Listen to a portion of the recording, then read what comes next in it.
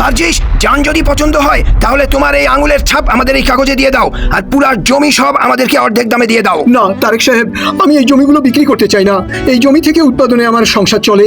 আপনি দয়া করে আমাকে মাফ করে দিন এ বিষয়ে। বাজে কথা বন্ধ করো রিজভি, এইভাবে মানবে না। ওর হাত ধরো এবং আঙ্গুল দিয়ে জোর করে ছাপ নাও। এদিকে দাও, আঙ্গুলের ছাপ দাও, ছাপ দিয়ে দাও। তারেক সাহেব, আমার সাথে এরকম জুলুম করবেন না। এটা তোমরা আমার সাথে ঠিক করলে না। এখন কি করব? কিভাবে আমার জমি ফেরত নিব? থানাতে যাই। আসসালামু আলাইকুম হারুন সাহেব। কি কাজ তোমার? আমাকে জলদি বলো, মিটিংয়ে যেতে হবে। ওসি সাহেব, চেয়ারম্যান সম্পর্কে আমার থানায় জিডি করতে হবে। ওনার ছেলে তারেক সব জমি আমার লিখে নিয়েছে আঙুলের ছাপ দিয়ে জোর করে। ওই চেয়ারম্যান পরিবার, তুমি জানো কার সম্পর্কে কথা বলছো? কেন নিজের জীবনটাকে বরবাদ করার জন্য লেগে পড়েছো? স্যার, আমি জানি এই জমি ছাড়া আমার সম্বল বলতে আর কিছুই নেই। আপনি আল্লাহর ওয়াস্তে আইনগত কিছু ব্যবস্থা নিন। দেখো, আরেকবার চিন্তা করো। আমি এখন কাজে যাচ্ছি, তুমি কালকে আসো।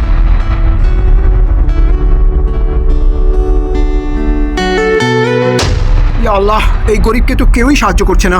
তুমিই সাহায্য করে দাও। কি হয়েছে সার্জিস? পেরেশান লাগছে? সব ঠিকঠাক আছে তো?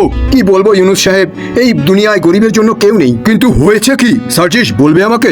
ওই যে তারেক আছে না, চেয়ারম্যান সাহেবের ছেলে, জোর করে আমার কাছ থেকে সব জমিন লিখে নিয়েছে। আমি পুলিশের কাছে গিয়েছিলাম, তারাও আমাকে সাহায্য করলো না।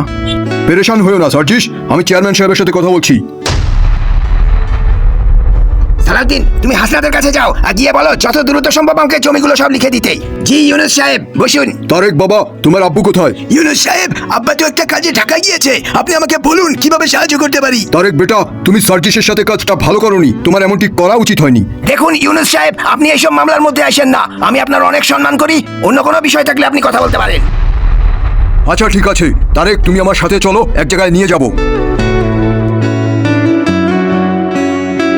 আপনি আমাকে কবরস্থানে নিয়ে এসেছেন কেন? বলছি তারেক, অপেক্ষা করো।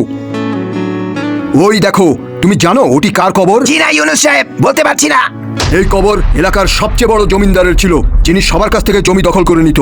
আর আজকে দেখো কতটুকু জমি পেয়েছে সে। তুমি চাও যত জমি দখল করো, কিন্তু তোমার শেষে এইটুকুই মিলবে। কেন এইটুক জমি আর সম্পত্তির জন্য মানুষের হক নষ্ট করছো দুনিয়ায়? জি, আপনি ঠিকই বলেছেন ইউনুস সাহেব। আমার এখন অনুশোচনা হচ্ছে।